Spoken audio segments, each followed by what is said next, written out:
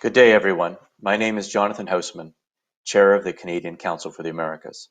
On behalf of the CCA, I'm delighted to welcome you all throughout the Americas and beyond to this year's annual awards gala. We come together today, virtually of course, but adaptation is the name of the game these days. And as a result, we welcome hundreds of people to this event all around the world who may not have been able to come to Toronto in the old days. I'd first like to thank our Gala sponsors and annual premium members for their generous support. You will have seen the scroll of their names in the waiting room as you entered the Gala, and we will scroll them again later. We'd particularly like to thank our Platinum Gala sponsor, RBC, and our annual Platinum sponsors, Ontario Teachers Pension Plan and Scotiabank. This year, we are pleased to honor two Canadian legends, Dr. Wade Davis and Brookfield Asset Management, represented by its Chief Investment Officer, Mr. Sachin Shah. And we look forward to hearing their views on sustainability, an area in which they are both world leaders in their respective fields. Each of their success and longevity in the Americas exemplifies the best of what Canada has contributed and aspires to further contribute to the Americas. Now, I'm pleased to call on the Honourable Mary Ng, Member of Parliament and Canadian Minister of Small Business, Export Promotion and International Trade, to welcome you on behalf of the Canadian government. Hello everyone, I'm Mary Ng, Canada's Minister of Small Business, Export Promotion and International Trade. I'm sorry I couldn't join you for today's discussion, but I'm happy that technology allows me to share a few words with you. I would like to start off by welcoming everyone to this year's Canadian Council for the Americas Annual Awards Gala. And congratulations to Dr. Wade Davis for receiving the Public Service Award and to Brookfield Asset Management for receiving the Lifetime Business Achievement Award. Dr. Davis, congratulations on your distinguished career as a pioneer in ethnobotany and anthropology, highlighting the traditional cultures and their importance to the environment in the Americas and beyond. And Brookfield, thank you for your perseverance and hard work to build strong business ties between Canada and Latin America. Canada shares close economic and people-to-people ties with Latin America, and events like this highlight the interconnectedness and the importance of continuing to grow this relationship. Organizations like the Canadian Council for the Americas play an important role in maintaining this key relationship, especially as both of our regions look towards economic recovery from the COVID-19 pandemic.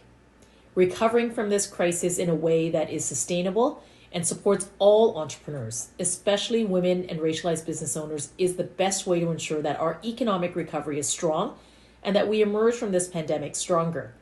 As seen in our recent budget, our government's priority in recovery is creating jobs and generating inclusive growth that benefits everyone, including small businesses, women and Indigenous peoples, and other racialized communities. We want to see so many more diverse entrepreneurs start up, scale up, and access Canada's extensive network through our 14 free trade agreements, which cover 1.5 billion customers and over 63% of the world's economy.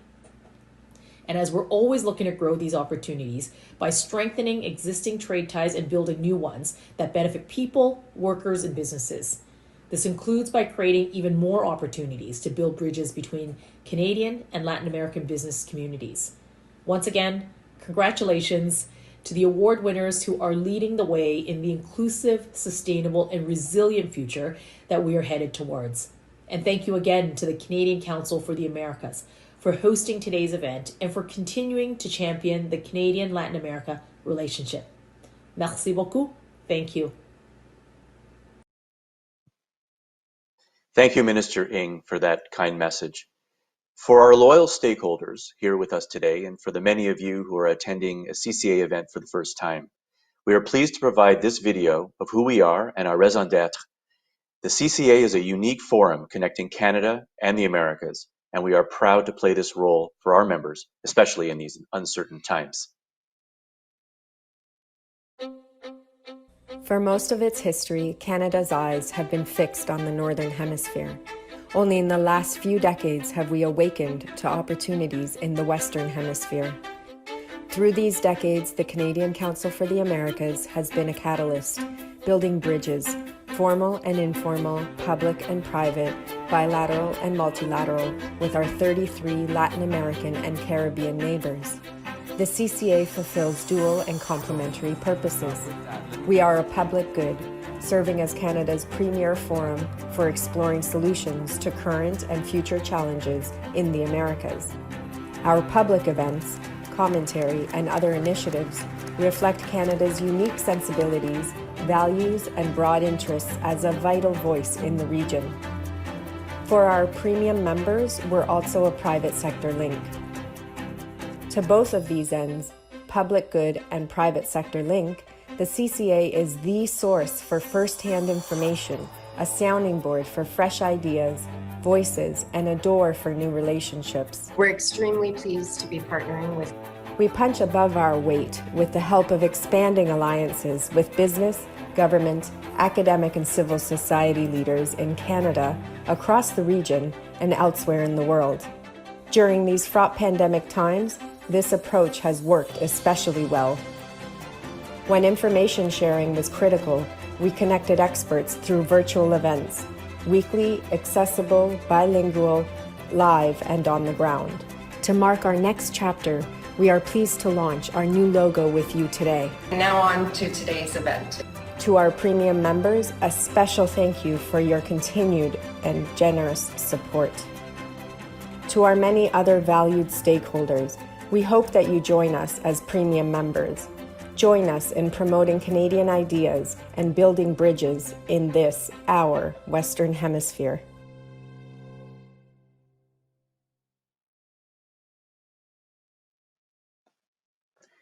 Well, I hope you enjoyed that presentation. I think it is a testament to the creativity and hard work of our CCA management, our President, Ken Frankel, and Vice President, Marta Blackwell, both of whom have made sure the CCA has remained highly relevant and vibrant throughout the pandemic. I'm now pleased to present CCA President Ken Frankel to lead us through today's proceedings. Thank you very much, Jonathan, and thank you again for all the support that you and the board have given to Marta and to me to make it possible for us to do what we do. We're deeply indebted to you. Now I'd like to move on to the award presentations, and it's my distinct honor to present the Honorable Juan Manuel Santos, Nobel Laureate, ex-President of Colombia, and if that were not enough, the first winner of CCA's Statesperson of the Year Award in 2011. And I call on President Santos to make the presentation of the award to Dr. Wade Davis for lifetime public service achievement. Good afternoon. It is a great honor to be here at the Canadian Council for the Americas Gala today to present the Lifetime Public Service Achievement Award to a very special friend. This is an institution close to my heart. I admire its constant work to improve relations between Canada and the rest of the continent, including, of course, Colombia, my country. And personally, I am indebted because exactly 10 years ago, I was also distinguished with one of its awards. I will never forget the marvelous conversation I had with a great chief of the First Nation.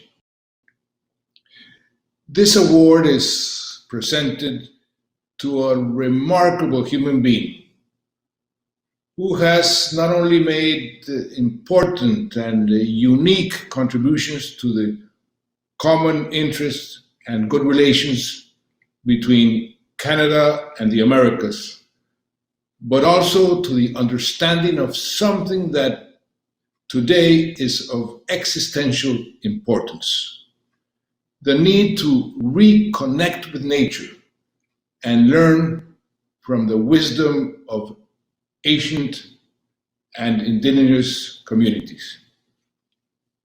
Wade Davis has been described as a rare combination of scientist, scholar, poet, and passionate defender of all of life's diversity. He has spent a large portion of his time researching and living among local communities in Latin America and the Caribbean. He knows Colombia better than most Colombians, our geography, our history, our culture. He calls my country, his country now, a land of colors and love, una tierra de colores y cariño. Back in 1968, Wade's mother told him that Spanish was going to be the language of the future. For that reason, she worked hard for a whole year so he could travel to Cali, the world's capital of salsa music, to spend 3 months living with a Colombian family. According to Wade, he never felt homesick during those 12 weeks. On the contrary, he says he felt at home. He learned Spanish and with time became a real expert in our different types of music. Unfortunately, maybe his Canadian blood did not help. He never managed to become a very good salsa dancer. He came back to Colombia to follow the steps of his mentor, the famous anthropologist Richard Evans Schultes, who, after trying to produce rubber in the Amazon jungle during World War II, spent many years investigating our rich biodiversity, our indigenous communities, and later became a professor at Harvard University, where I believe he met Wade. This is one of the many examples where the student, Wade in this case, ended up accumulating more knowledge than his professor and mentor. An anthropologist, ethnographer, writer, photographer, even filmmaker, he has dedicated his career to understanding and explaining the wisdom of indigenous communities and their role in preserving the environment around the world. As a superb writer, he has a unique ability to explain scientific and academic conclusions in a lively, entertaining, and often humorous prose. Wade has reached millions of people throughout the world in various ways. He has written 23 books that have been translated into 16 languages. One of his books, The River, is now in Netflix under the title The Path of the Anaconda, not to be confused with another series in Netflix called The Serpent. Both, by the way, are based on true stories. But the Anaconda shows us the beauty of life, whereas The Serpent is a story of human degradation. Wade's latest book, Magdalena, River of Dreams, is a real masterpiece that was well described as a beautiful love letter to our country. After making peace with the FARC, the oldest and strongest guerrilla in the Western Hemisphere that controlled the richest and more biodiverse regions in Colombia, and probably in the world, I launched a series of botanical expeditions in the new liberated territories to discover new species with today's technology. It was in one of these expeditions, almost 50 years after his first visit, in the middle of the Amazon jungle, surrounded by the local indigenous community, that I was inspired to give Wade the Colombian citizenship that he so much deserved. I remember he wept, and so did I.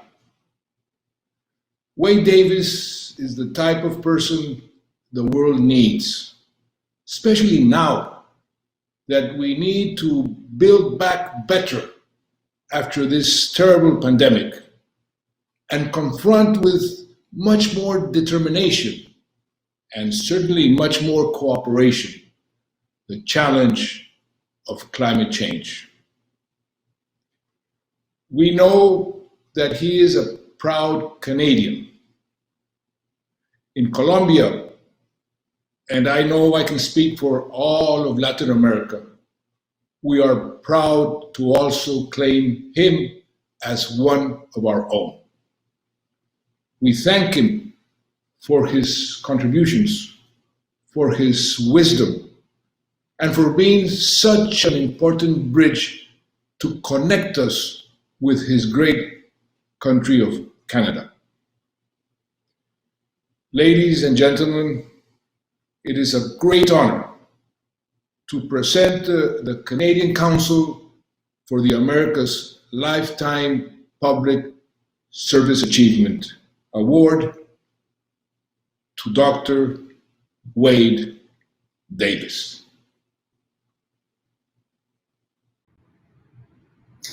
Thank you very much, President Santos. It was an honor for you to participate in our gala tonight. We remember fondly when you were our award recipient, as you mentioned, 10 years ago. It's a CCA tradition when we give awards to present original artwork from Canada's First Nations or Métis or Inuit. And our rising young artist this year of both prints that we will present is Samayu Akasuk, an Inuit woman from Kingate, formerly known as Cape Dorset, on the small hamlet of Baffin Island in Nunavut. So Wade, on behalf of the CCA, I'm pleased to present this print from this artist called Exuberant Bird to you for exemplary life public service achievement. Congratulations, Wade. Well, thank you so much, Ken. It's a tremendous honor, and thank you, Jonathan and Marta, Minister Ng, and especially a man I admire enormously, President Juan Manuel Santos.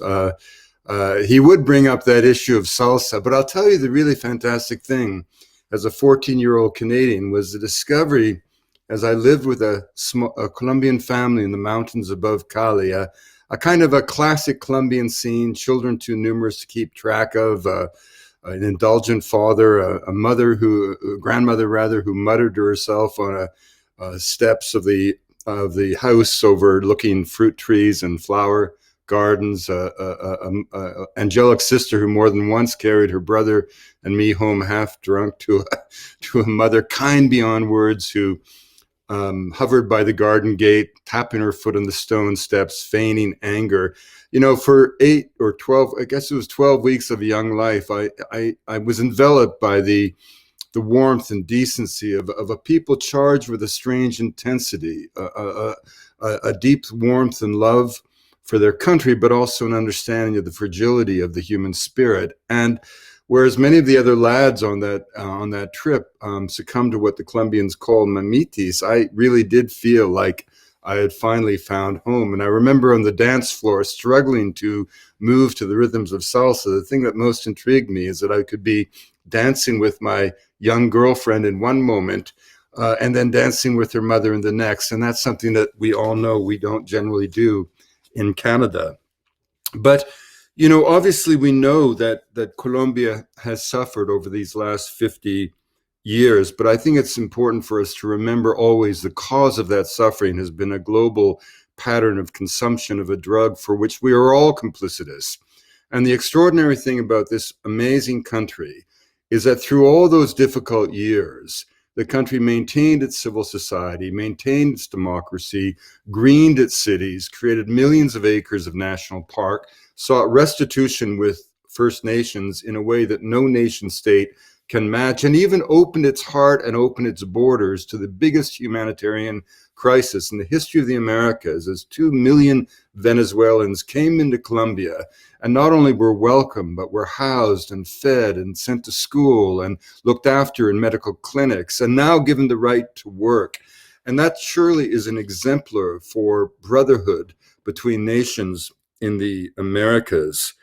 And as President Santos said, I coined this unique kind of phrase, colores y cariño, porque Colombia is not a place of violence and war. It is a place of colors and love, where the people have endured years of conflict precisely because of their character, which is itself informed by an enduring spirit of place, a love of a land that is without doubt the most bountiful on the planet, home to the greatest ecological, geographical, and biological diversity. There is no place in Colombia more than a day removed from every known ecological formation to be found on the earth.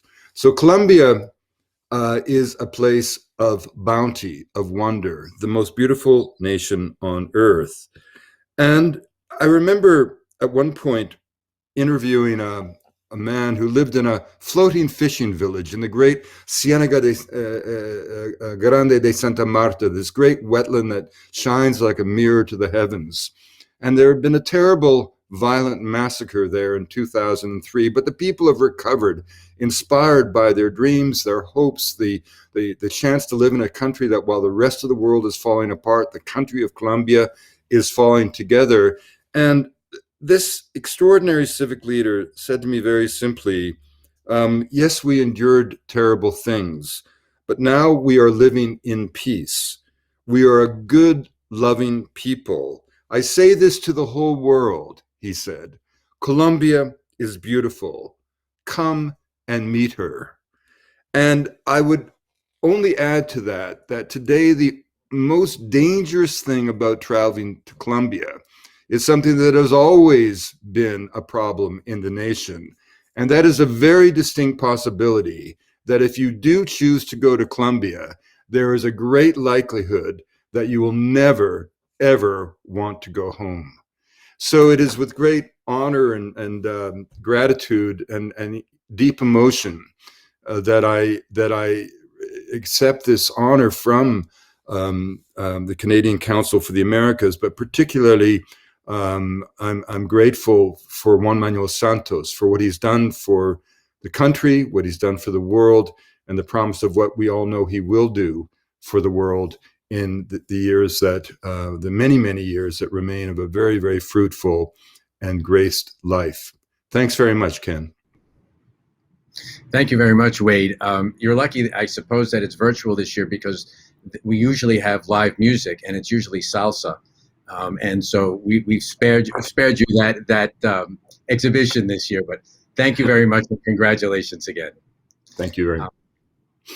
It's now my honor to call on the Chair and CEO of ADCO, Ms. Nancy Southern, a trailblazer in her own right for women business leaders in Canada and throughout the world.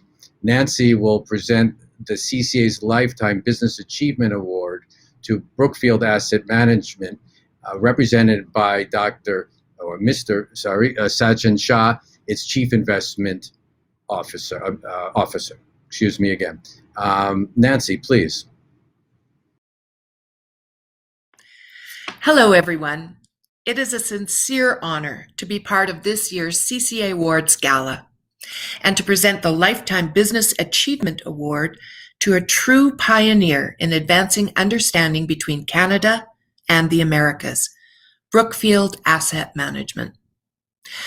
But before I begin, I would like to express my appreciation to the CCA board, the chair, Jonathan Hausman, President Kenneth Frankel, Vice President Marta Blackwell, and the entire CCA team for orchestrating this terrific event under such unusual circumstances.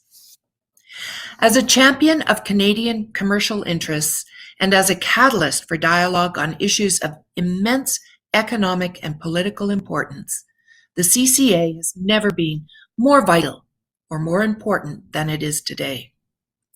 Thank you for your Herculean efforts and your continued commitment to Canadian trade in Latin America. The theme of this year's gala, Converging on Sustainability, is particularly fitting. As we have seen over the past year, we are all constituents of a single global community. The pandemic is a poignant reminder that we must work together across jurisdictions and institutions to address the great societal challenges of our time. As we look toward economic renewal, we face two major challenges: recovering from an unprecedented recession while also creating sustainable and inclusive growth. Achieving victory on both fronts will be especially important in Latin America, which has suffered severe and stubbornly persistent damage from the virus. It will require courage, vision, and determination, and the support of purpose-driven businesses that believe value creation and sustainability are complementary pursuits. Truly, there are few partners better suited to the task than our award recipient, Brookfield Asset Management. Brookfield has extraordinarily deep roots within Latin America, especially in Brazil, where the company has had a presence for over 120 years. In fact, Brookfield's oldest predecessor company was first incorporated in 1899 in Ontario under a very different name, the Sao Paulo Tramway, Light and Power Company. Founded by a group of utility entrepreneurs, the company was initially engaged in the construction of electricity and transport infrastructure in Brazil, including providing team services, tram services in both Sao Paulo and Rio de Janeiro. The company operated under several other monikers over the interceding decades, before assuming the name Brascan Limited in 1969, a portmanteau reflecting the company's close ties to both Canada, Brascan, and Brazil, Brascan.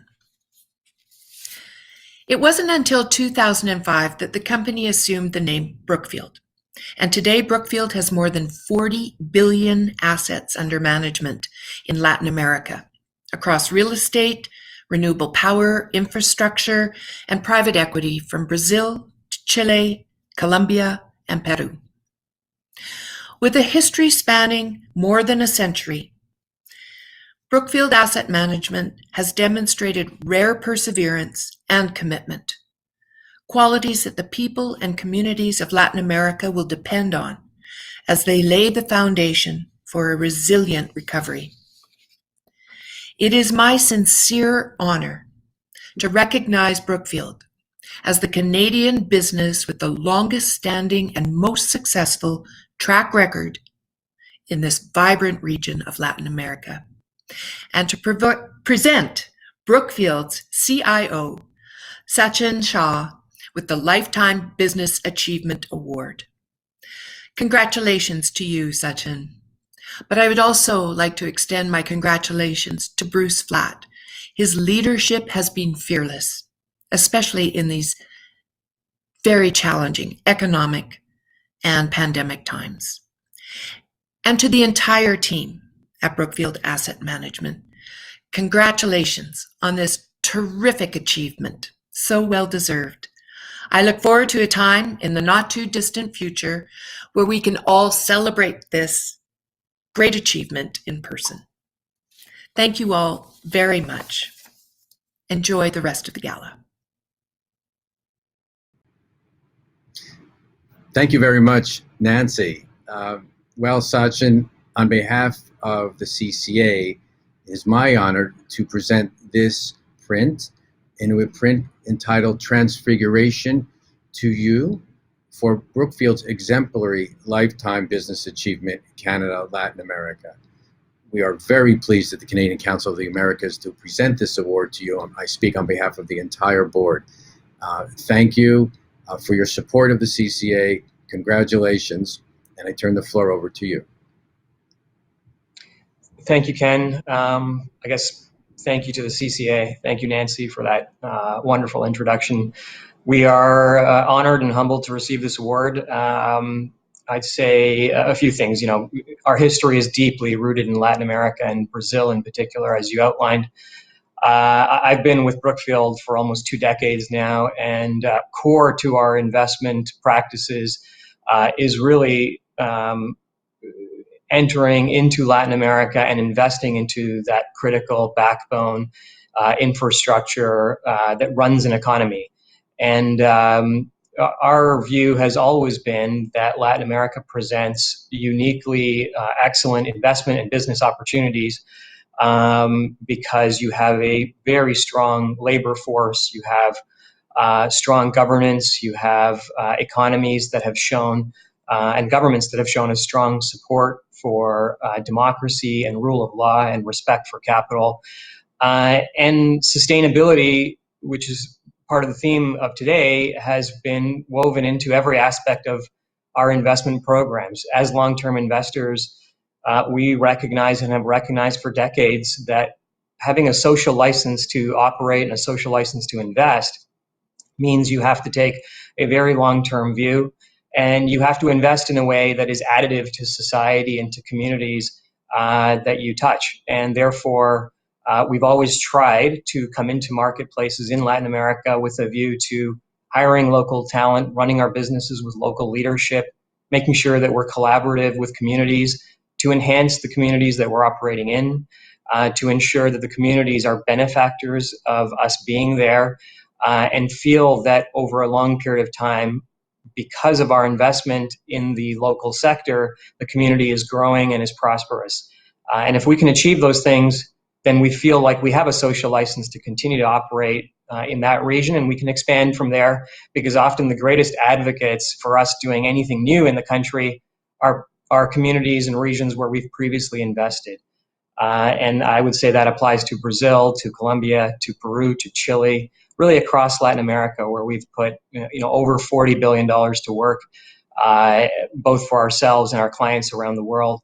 Dr. Davis mentioned just how beautiful parts of this region are. Colombia, I can say the first time I came there, posted large transaction, and we landed in Medellin. We drove down these country roads to get into the city from the airport, and your jaw just hits the ground with the beauty of the countryside and the rich resources in the country, and really very different than anything that you could ever expect or be told. You really have to experience it firsthand, and I'd say that applies to all of Latin America. The continent is beautiful.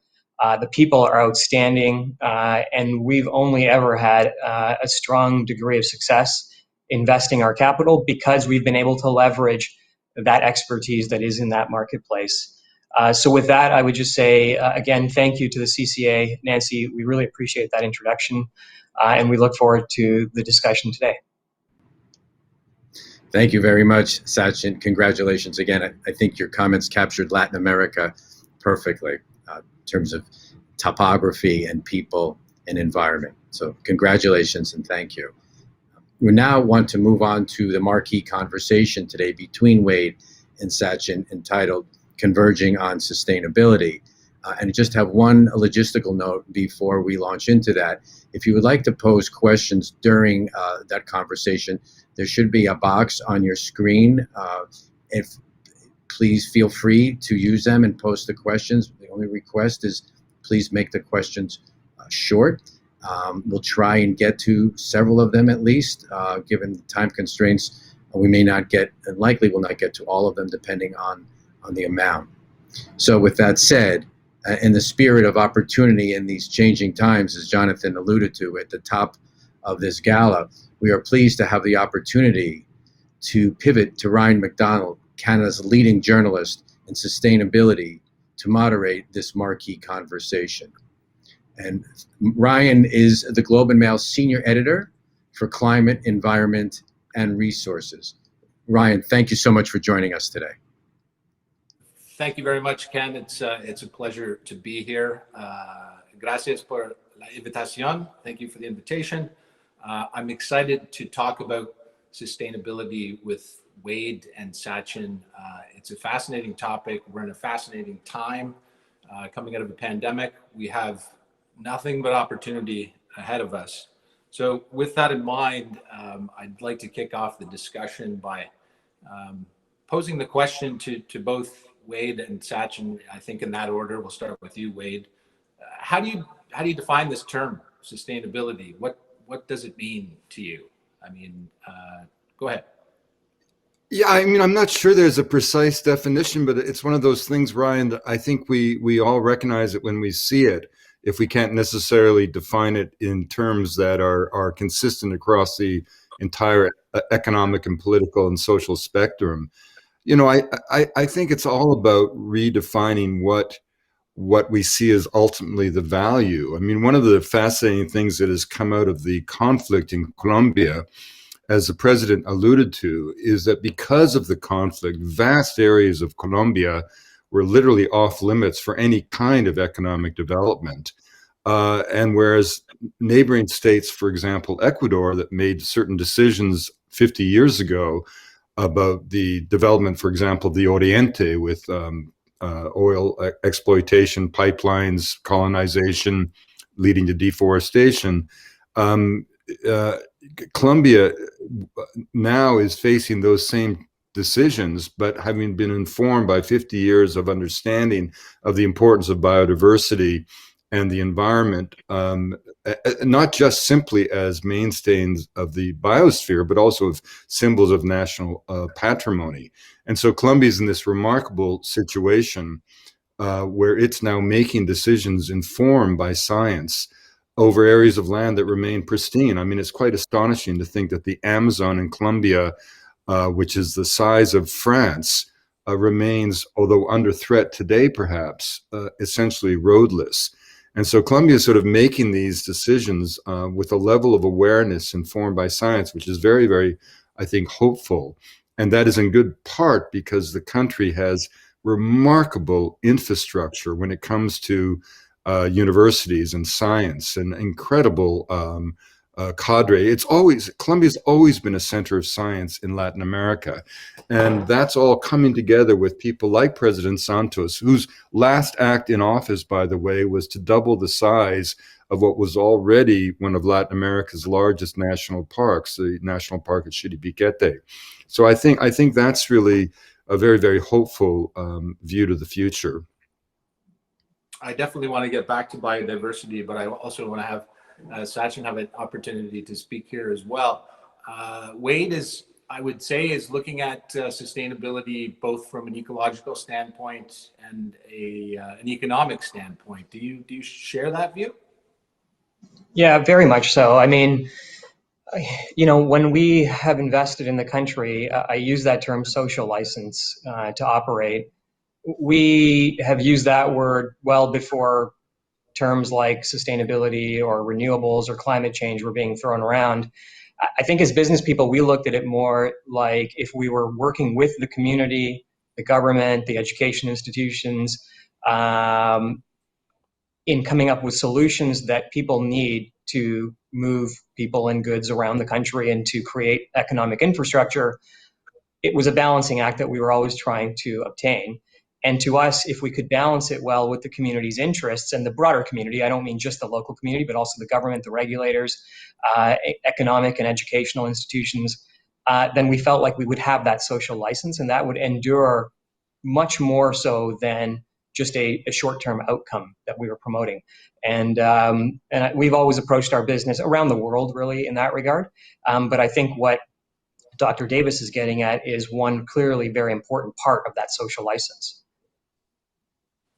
Fantastic. I think we've now defined the term sustainability, and we've had one question that's not dealt with the issue of the pandemic that we find ourselves in, but I do want to deal with that in the context of sustainability. And I think it's an important one to consider in context because COVID-19, I think, has offered a kind of a leveling up as a species. So I'm wondering what your thoughts are, Wade, around the pandemic and the opportunities that that are presented around sustainability, and specifically how leadership factors into this discussion. We probably have a lot of leaders here in terms of business leaders and government leaders and others. So I'd like to try and get at that issue of leadership. I think it's really important. We've heard from President Santos. What are your views on that? Well, on leadership or COVID, Ryan? Leadership in the context of COVID and Well, the I opportunity. think leadership, I think one of the things we need to be is patient.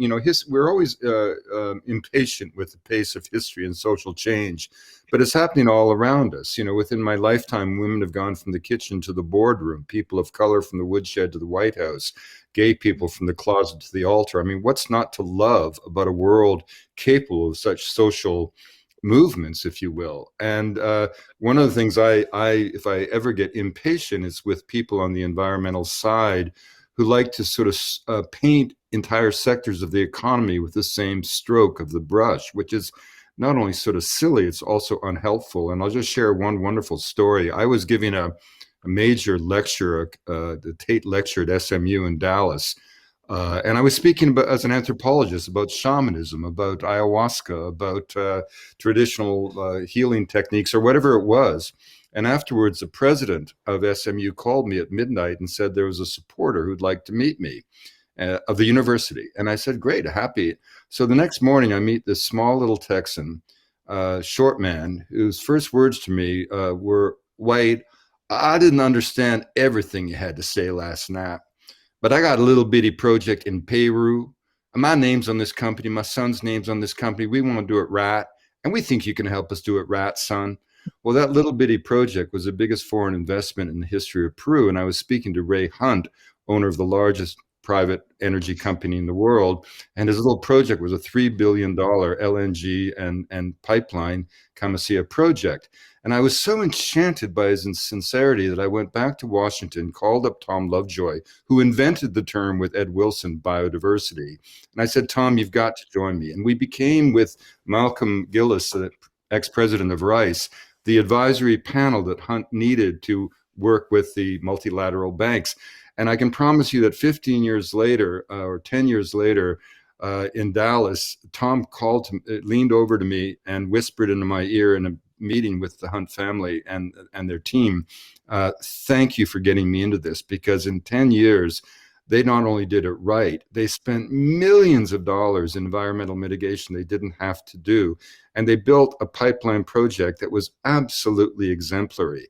And that really, really struck me, that if you have faith in good people, and good people who can be found in every sector of every element of our economy, let's let them shine, if only so that those who may be guilty of less admirable practices will be shamed, either morally or legally, into emulating the best practices of the good people who are leading the way toward a sustainable future. Sachin, how does Brookfield get it right? How does Brookfield make sure? I mean, we've got a massive opportunity here. The world does. Brookfield deals with infrastructure, renewable energy projects. How does Brookfield get it right on the sustainability front in terms of that leadership quality?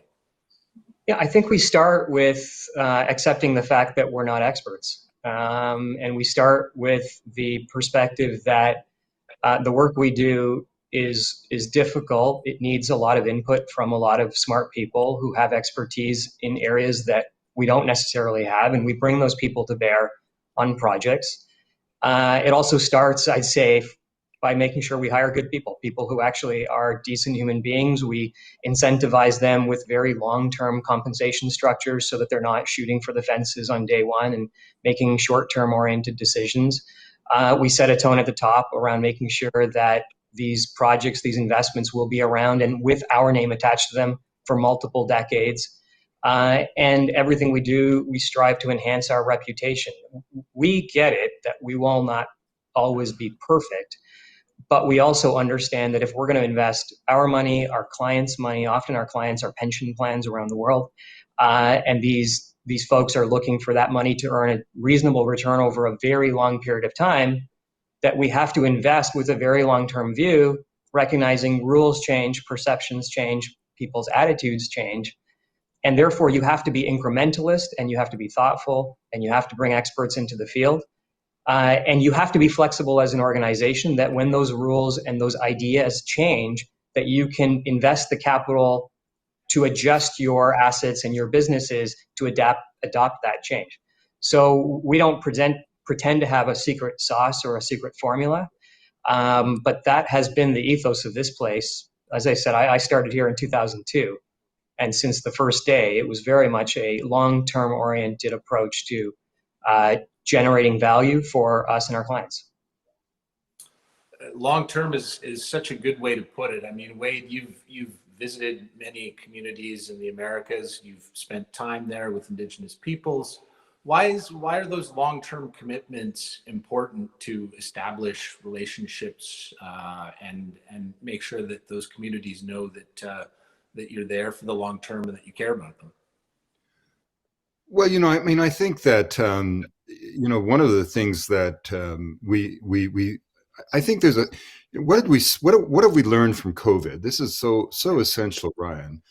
First of all, we're a biological species living on a biological planet. A single pathogen 10,000 times smaller than a grain of salt not only commandeered our own biology, it also attacked the bonds of community and connectivity that, for a social species as we are to us what teeth and claws represent to the jaguar. And we saw the impact of that. At the same time, we had a window onto both the impact we're having on the planet, but also the resilience of the planet. I mean, we haven't spoken enough about those extraordinary shots of the skies over Kathmandu clearing for the first time in 2 generations. Wild boar in the streets of Barcelona, the Rio Medellin running through Colombia's second largest city, turning overnight into something that would resemble a Rocky Mountain trout stream. The canals of Venice, the Cayman blackening the beaches of Baja.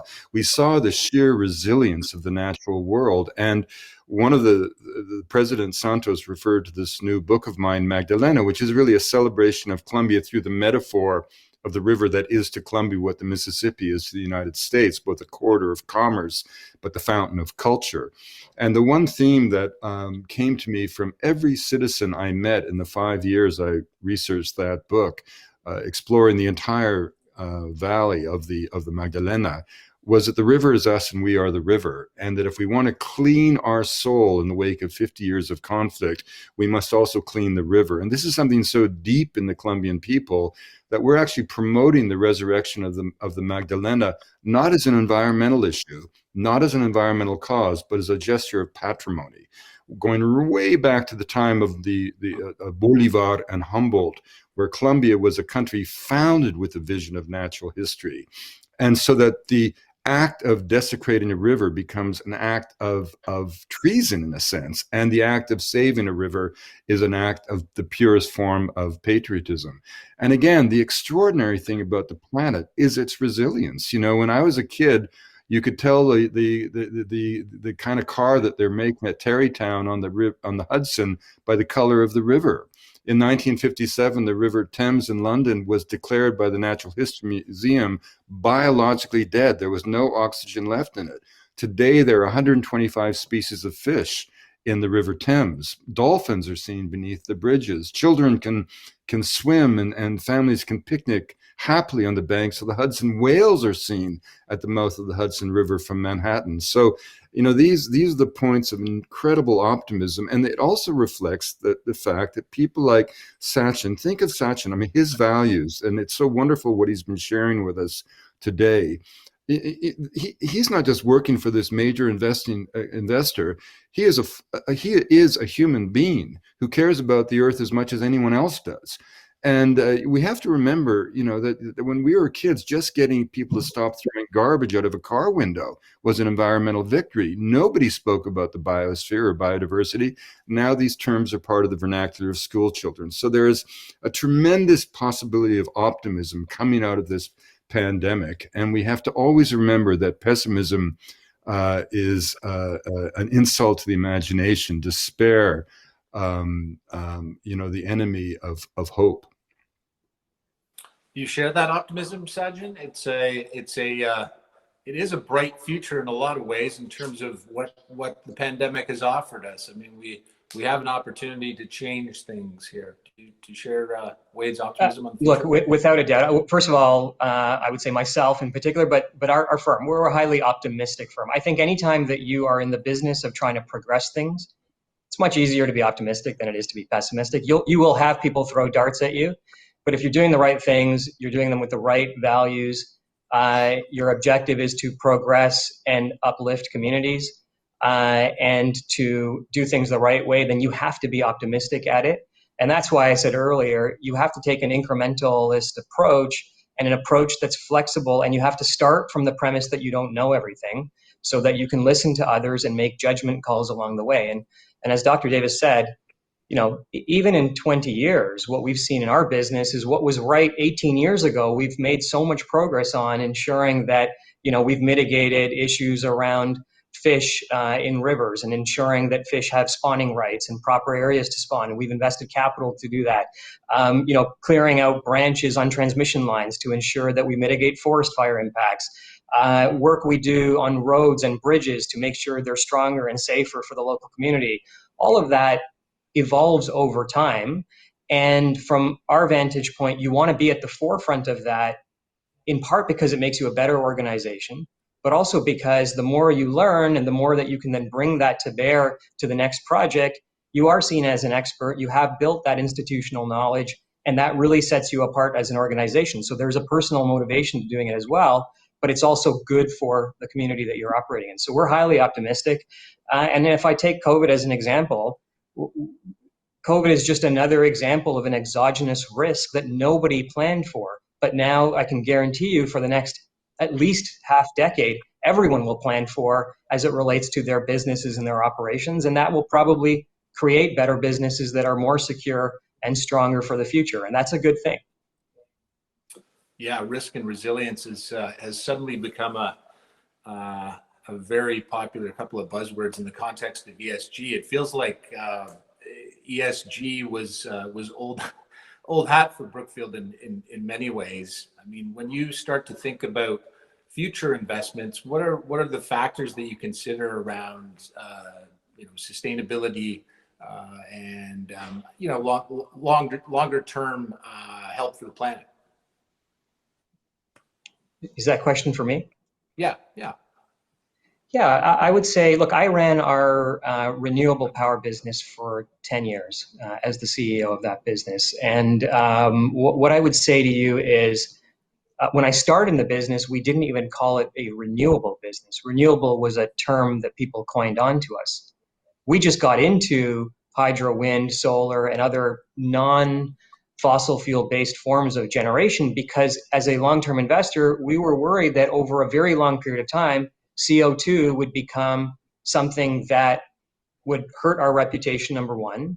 And number two, that governments could potentially tax around the world and would cause us an economic issue. So we went into it for both reputational and economic reasons. We went into avoiding that form of energy. And all of a sudden it became the flavor of the day. And I'd say, that's an example, in my view, of when you have a long-term sustainability-oriented approach to investing, you automatically start to think about, okay, how will this play out over 10 years, over 20 years? And we don't have a crystal ball, but I can tell you that when your term or your horizon to invest is informed by that type of timeline, you really do think about reputational implications, economic implications that could be out of your control, and you want to mitigate those as best as possible. So I think sustainability should be woven into every aspect of investment people, business people, government's mindset, but it also has to be practical and realistic so that you can move the world forward. If we just fight about what is sustainable, nothing will get done. And it means that we need to bring experts from all fields together, make decisions, move forward, and accept that we might have to go back and revisit an old decision and change it if we were wrong. Wade, I'd like to shift the conversation a little bit. I mean, Sajid mentioned moving forward. I think I just want to talk a bit about biodiversity and maybe to channel Mark Carney a little bit, values. So, I mean, some of the most important things in the world are not valued at all. reefs, forests, fresh water. And I guess I would channel Mark Carney again and asking, what is, for you, Wade, what's the value of a pristine coastline? I mean, how do you ascribe value to these ecological assets? Because I think increasingly it's going to be important to do so. Well, yeah, I mean, I think one thing that we forget, and I think, Ryan, if there's sort of a lesson from anthropology, it's, every culture is kind of myopic, faithful to their own interpretation of reality, and we think of ourselves as being the real world and everybody else being a failed attempt at being modern, a failed attempt at being us. In fact, we represent just an intellectual tradition. And in our particular tradition, it's important to remember its roots. And as we attempted to liberate ourselves from the tyranny of absolute faith, when Descartes said that all that existed is mind and matter, as Saul Bellow said, as science made a house cleaning of belief, when we swept away all notions of myth, magic, mysticism, metaphor, and we created a world that was sort of a stage upon which only the human drama unfolded. And the idea, for example, that the flight of a bird could have meaning was reduced as ridiculous. Now, out of that intellectual tradition of the Enlightenment, we got great things: technology, allopathic medicine, the brilliance of science. But at the same time, we came to see a mountain as a pile of rock, a forest as mere cellulose and bored feet. And we forget that that kind of extractive perspective, fundamental to our worldview, is actually anomalous in the human experience. It's the exception, not the norm. And when you look around the world, most societies in most places have their established relationship with the natural world being based much more on notions of reciprocity. The simple idea that the earth owes its bounty to people, people in turn owe their fidelity to the earth.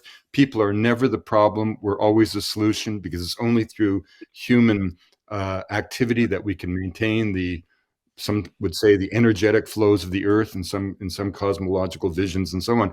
But the main point is that that notion of reciprocity is something that we want to get back to, because we now realize that we do live on a finite planet. If you took the most amazing thing about being on Mount Everest, Ryan, is the realization that you can get up in the morning, strap on your boots, have your breakfast, and by your own motor skills, walk to a point where oxygen deprivation is so extreme that you cannot breathe. Now, if that doesn't tell you how thin the veil of the biosphere is, the entire biosphere is 12 and a half miles deep. Imagine putting it horizontal, how quickly you could drive a car 12 and a half miles. And so that vision of the Earth from space that came back to us from Apollo will be spoken about 10,000 years from now as that moment when we really saw what we really were. And so in that sense, if we began to see a mountain not just as a pile of rock, but as a deity, or if we saw a forest as the abode of spirits, as people do in the Northwest coast, I'm not suggesting that we go back to a pre-industrial past, but when we realize that a people who see a mountain as a living being are going to have a different relationship to it than those who simply see it as a pile of rock. If you see the forest as just cellulose, as I did growing up as a logger, you'll have a different relationship to it than a people who believe this is the domain of the spirits. Again, not to say that we should give up the industrial world or that anyone should be kept from the brilliance and genius of modernity, but that kind of subtle shift in perspective and awareness and appreciation of the finite nature of this blue planet of ours could really be useful in informing industrial decisions and social and political decisions about how we actually seek a world that is truly sustainable and maintaining the biodiversity in all of its bounty. With due respect, I think that's a fabulous way to look at things, but most people would say we're running out of time to make those decisions. I mean, what are we? And it's not, in many cases, it's not up to me and you, it's up to political leadership and to a certain extent, businesses to make those changes. I mean, what are the things that we need to do? We're running out of time, but also in a kind of optimistic things have moved so quickly. As I said, if you consider the attitudes that we had, even in my youth, it feels like looking back across millennia, right? And so I'm quite optimistic that we can make these changes quickly. I mean, look what Sachin just said about who would have guessed that non-carbon based energy sources would have come to the fore, both practically and economically, as they have done. I mean, who would have guessed in my youth that we would really be saying that coal is dead? Because coal is dead. So I think we're impatient with the pace of history. Yes, it never is fast enough for us, but it moves awfully fast. And, and that to me is the grounds for optimism. I mean, look, when I was a kid, not one government in the world had a Ministry of Environment. Now, there isn't one that does not. Now, how efficient they are is another thing. But the point is that the pendulum of history is moving toward the realm of sustainability. It has to. And much will be lost before we get there. But I think we're literally living through a transformative era that people will look back on 10,000 years from now and say, this was the moment when humanity, in a sense, shifted in a way that literally led to its salvation. Are there still barriers to the kind of collaboration that we need to make these changes? I mean, do you see any barriers in your work, Sachin, and how do you help overcome those towards making those investments count? Yeah, look, I think there's always barriers to large scale investment.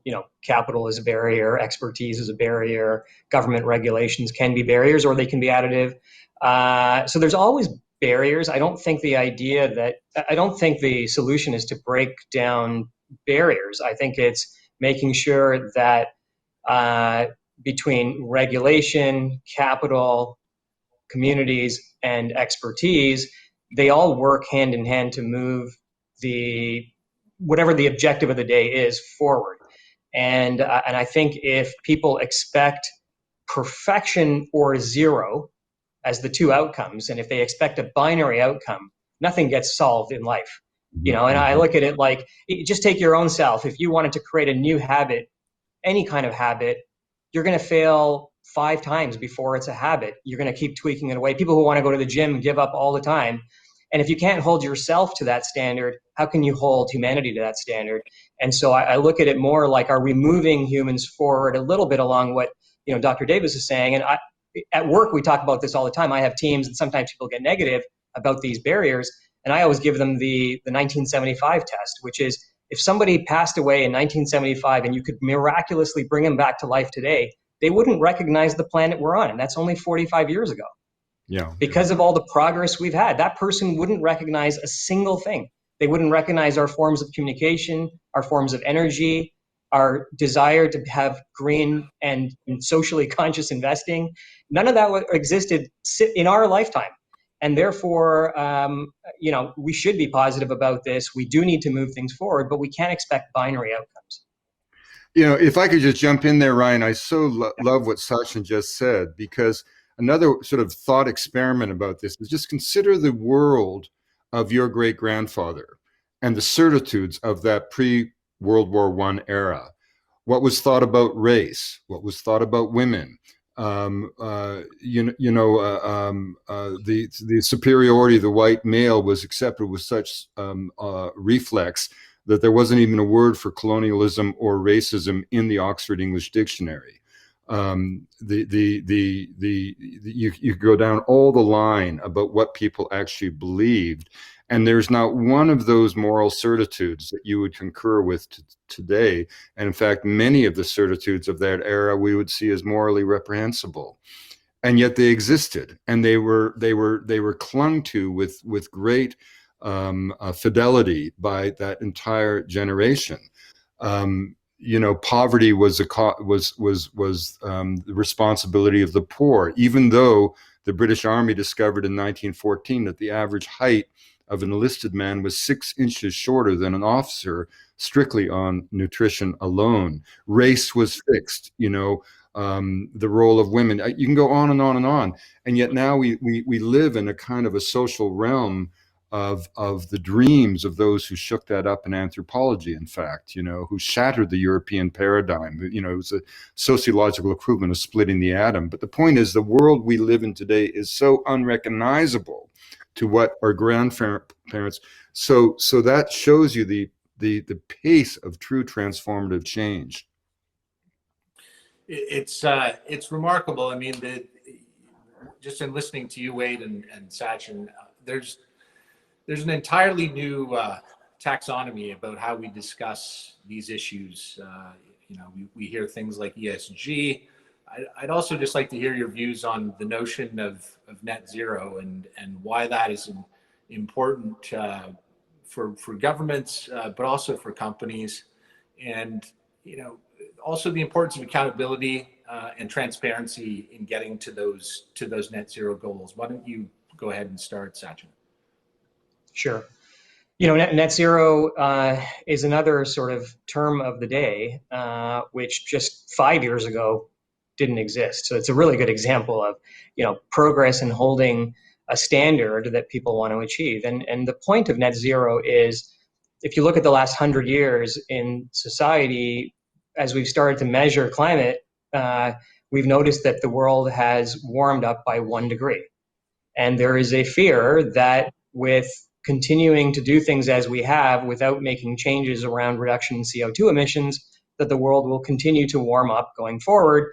And once we hit 2 degrees, there are models that will say there will be calamity, shorelines that will be disrupted, and significant geographic disruption.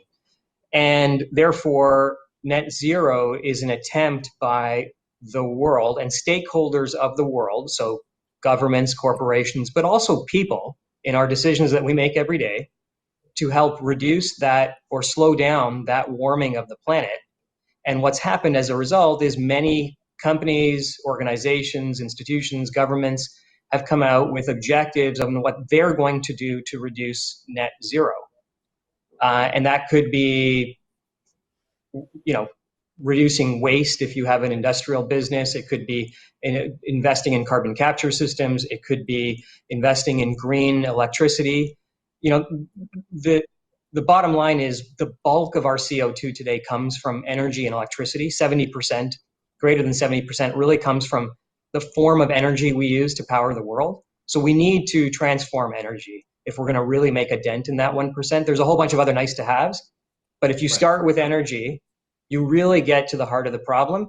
And that means that we have to reduce our reliance on fossil fuel-based forms of energy, whether that be energy that's coming through oil and gas, or whether that becomes energy from electricity sources. And from our vantage point at Brookfield, as I said, we started investing in renewable power, not even calling it renewable, many years ago. We feel that that's a great starting point for us to continue to invest in this solution. But it also means that for the existing businesses that we do own today that actually do contribute CO2 into the atmosphere, we have to come up with plans on how we're going to measure that CO2, how we're going to mitigate that CO2, and then be committed to putting in the capital, the people, the expertise to actually bring it down. And 2050 is the period where everybody has agreed that would be a target that companies be held accountable to. So that's net zero for us. We're trying to take a very practical approach to it. We're trying to bring what we can to it, which is expertise in investing and capital. But obviously everyone has a role to play. And I think, it's going to take a whole world solution to this problem. Wade, what do you think? How do people? Well, yeah, I just I've so enjoyed this conversation with both of you.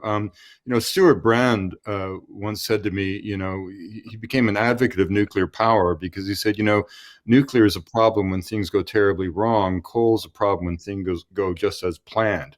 And indeed, if you think about it, the whole climate crisis is based on one thing, that for only 300 years, we've been living on the ancient sunlight of the world.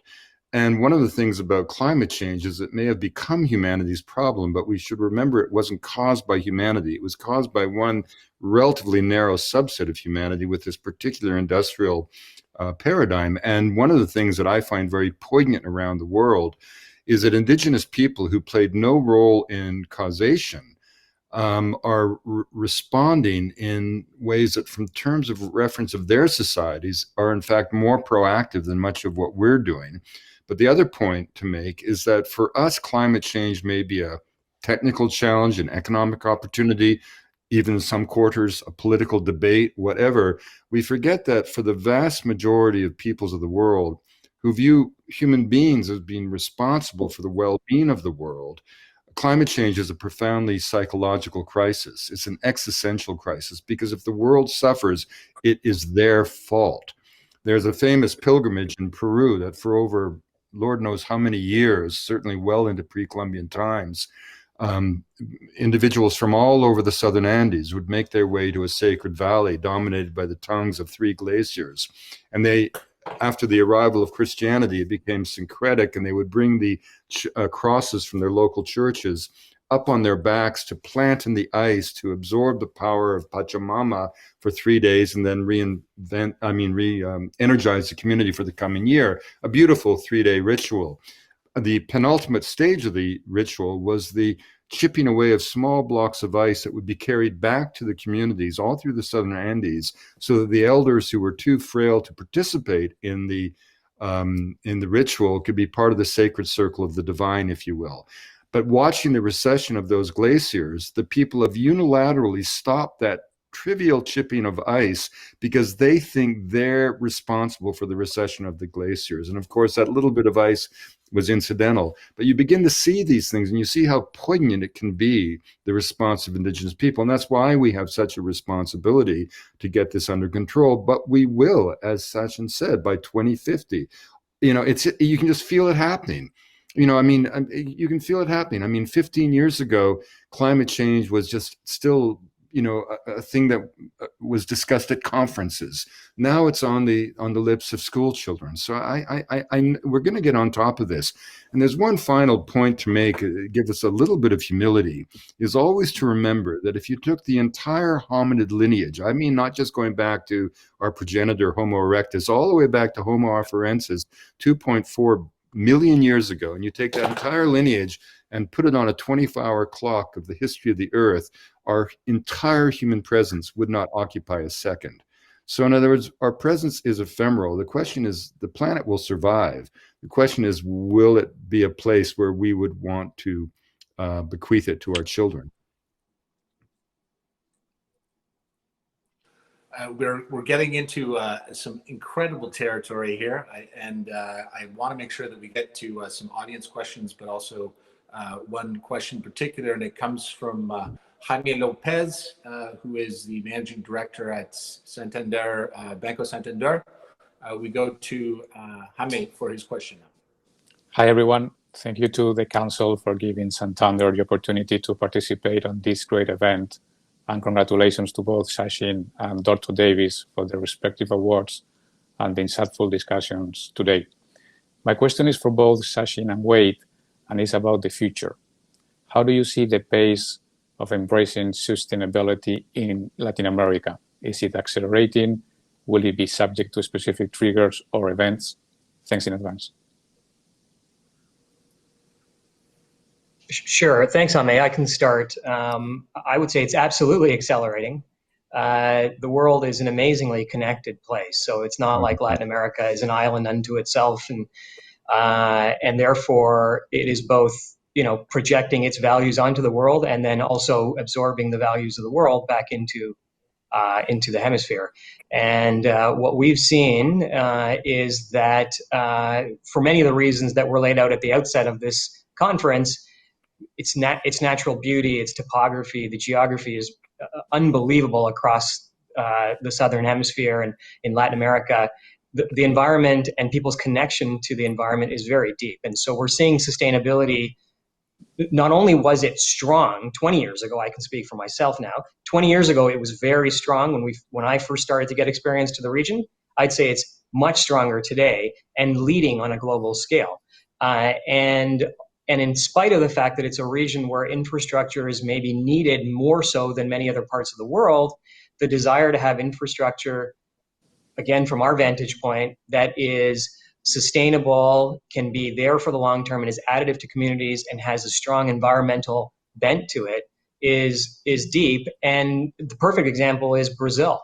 We've seen in Brazil the proliferation of wind and solar projects all around the country, even though the country has rich hydro resources and historically had a little bit of coal. Coal has largely been phased out. No new coal is being built in the country. Even the small amount of gas that's in the country has largely been static for about a decade now. And all new forms of generation are either low impact small hydro, wind up in the Northeast in Bahia, or solar spread out throughout the country, and in particular in the South where people live. Colombia, where we invested in Isagen, Jaime, and we met at that time. Colombia, although it has amongst the richest hydro resources in the world again, and we bought what was largely a hydro-based business, we've been building out wind and solar across the countryside in Colombia as well, because the government's push and really communities' push to have environmentally sustainable resources providing the electricity for the next 50 years. So I think the sustainability push is going to grow. It's very deep in the region, and I'm very positive on it. Yeah, I would just add, just what Sachin said about the connectivity of the world. We forget that when I was a schoolboy and went to Cali, as the president mentioned, 1968, but well into the 1970s, the vast majority of North Americans had never been on an airplane. And the Colombians had. I mean, one of the curious and wonderful things about Colombia, it was the first nation state to truly embrace air travel as a legitimate way of creating a transportation infrastructure, in part because of the topography of the country. But that's why Avianca is the second oldest airline in the world. But again, back to Colombia.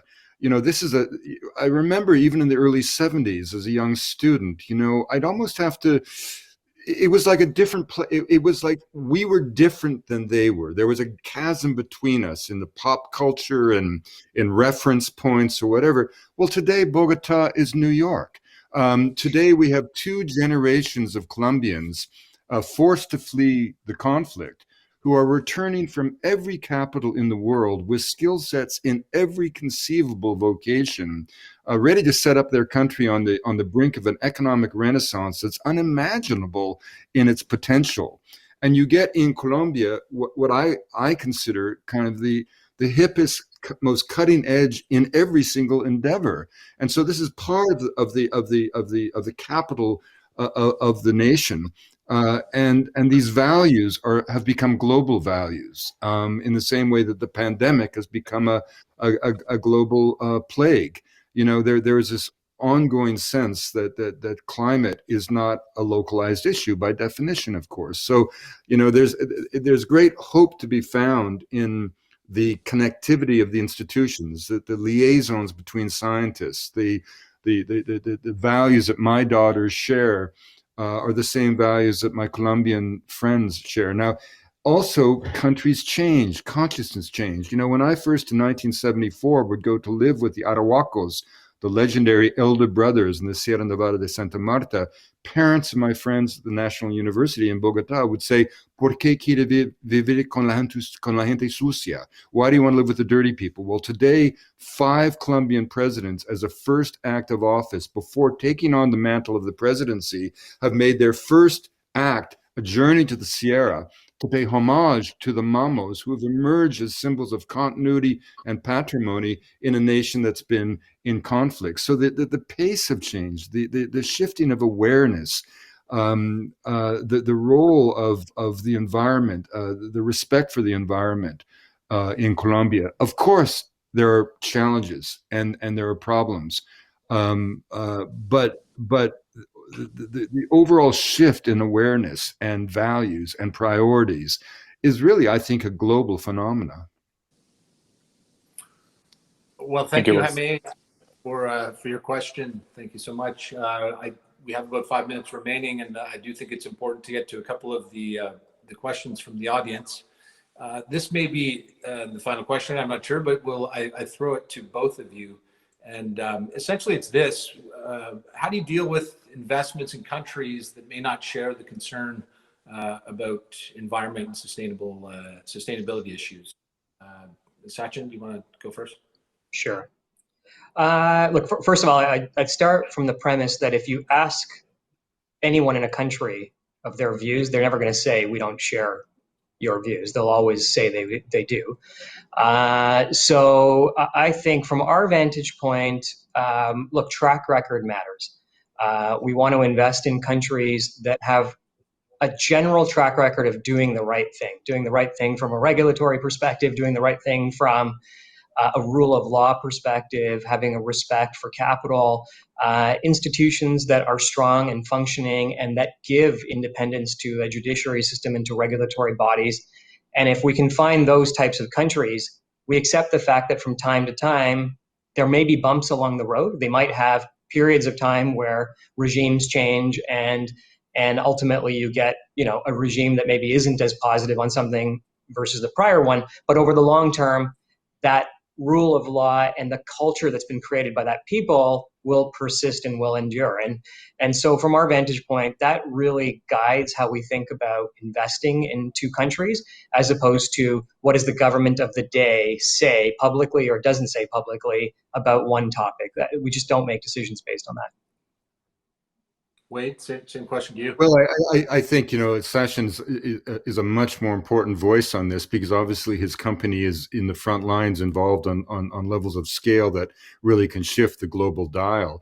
I'm fundamentally a storyteller, a writer, and I tell stories. And what I do is go after those who are responsible for poor practices as earnestly as I go after those to celebrate them who are responsible for good practices. And as I said earlier, I never assume that some sector of the economy is uniformly good or bad. It's the players within that section, and that's why, to I suppose to the horror of some of my colleagues, I've been a huge champion of Hunt Consolidated because I saw what Mr. Hunt did and I saw what his values really were. The only problem, frankly, on that story of the Hunt Consolidated was that because they were a privately held company, they didn't want publicity. We were all about to blow their horn, celebrate them across the world, forcing other players in the oil and gas sector in Peru in particular to up their game, if you will.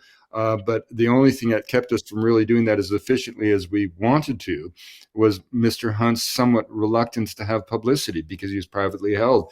But I mean, what a wonderful situation that you had the man who invented the term biodiversity desperately trying to celebrate the positive actions of a man who had just built the largest LNG plant and pipeline in the history of South America. And that's the kind of collaboration we want, free of ideology, free of polemics, focused on solutions, transparent, and an atmosphere in which we truly celebrate those. Like my friend Ross Beatty, who's probably the biggest environmentalist in Canada, who's endowed the Biodiversity Center at UBC, who's done more for the environmental, supports the David Suzuki Foundation more than anyone, and he's an owner of silver mines. And his silver mines are good silver mines. That's to me the model of corporate investment that I would like to see.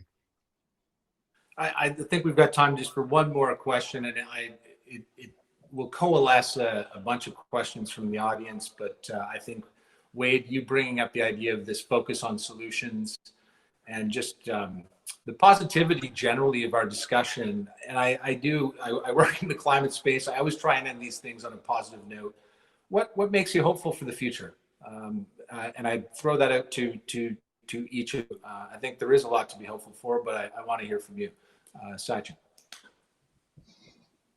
Sure. We touched on it a little bit, but look, I see it through my kids. I have two little girls in school, and they're in grade school, and they have a much more sophisticated understanding of the environment, our place in it, what's right versus what's wrong in a very comprehensive perspective than I would have had at that age, and that I'm sure my parents would have had at that age. And therefore, that is progress. If the next generation can be better than we are, and I see it with the young people, not kids, the young people we hire into our firm, who come into our firm with a view of being a positive force in society, much more so than just making money. And I think those are all good things. That is the sign that the world is moving in the right direction, without throwing the baby out with the bathwater. And so I'm very positive because I see it every day. I see the work we do. I see how if people put their minds together and invest time into solutions and be solutions oriented rather than throwing darts, so much gets done. And we've been able to accomplish so much because as an organization, we've taken that very solutions oriented approach to everything that we do. Yeah, and I would say I'm optimistic because people like Sachin are in the world, at the helm of a major investment company like that, with the values that he shared with us today. How can you not be optimistic to know that individuals like that are actually making these kinds of decisions? And also what Sachin said about being a father. How can you be a father and not be optimistic, right? And as I said earlier, to me, pessimism is simply an indulgence, despair, an insult to the imagination, just as orthodoxy is the enemy of invention. We have to do what needs to be done and only then ask whether it was possible or even permissible. Jim Whittaker, the first American to climb Everest, once said that if you're not living on the edge when you're young, you're taking up too much space. Well, I would adapt that to say that we as a society, as a civilization, are at a point where if we're not prepared to go to the edge of the precipice and realize that if we leap off, we will land not on rocks but a feather bed, as long as we do it with sincerity and honor and decency, then the future looks very bright indeed. Sincerity, honesty, decency. Thank you, Wade. Thank you, Sachin. This has been a great conversation. It's been a pleasure to be a part of it. So thank you both. We'll have to leave it there, and thank you to the CCA for bringing me on board, and enjoy the rest of your day. Thank you very much. Thank you very much, Ryan. And of course, thank you, Sachin and Wade. We expected and hoped for intellectual sparks, and that's exactly what we got. And CCA will continue to present programs with people from diverse backgrounds converging, and what the process of converging on this critical issue of our time, sustainability. With that, again, I would like to thank our Gala sponsors for their generous support in putting this program together. Without that support, we could not be able to do what we do either today or the other 364 days a year. On behalf of everybody listening at the CCA, I'd like to thank everybody for listening today and for your continued support. For those who would like to see a video of this program, we expect it will be posted soon on our YouTube channel and linked through our website at ccacanada.com. With that, my thanks to our panelists, my congratulations to our award winners. Have a good rest of your day, and we'll see you again shortly. Thank you.